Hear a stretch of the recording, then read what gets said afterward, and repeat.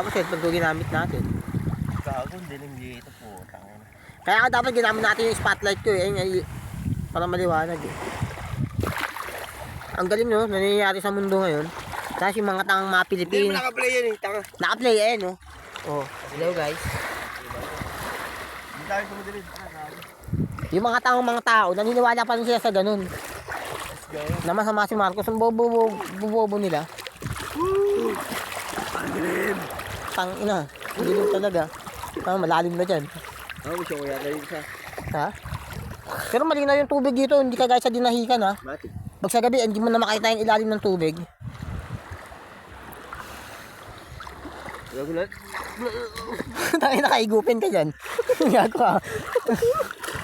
Ang ina mo. Gago. Ang lalim dyan, hindi ako pumunta. Kanina pupunta ako dyan, di ba? Ang layo ko na nga kanina eh. Layo na pala natin, gago. Hindi, kanina, maaga pa yun pupunta ako dyan. Cut mo rin lang, Scott. Guys, ito kasama ko nalunod. Tayo naman ha.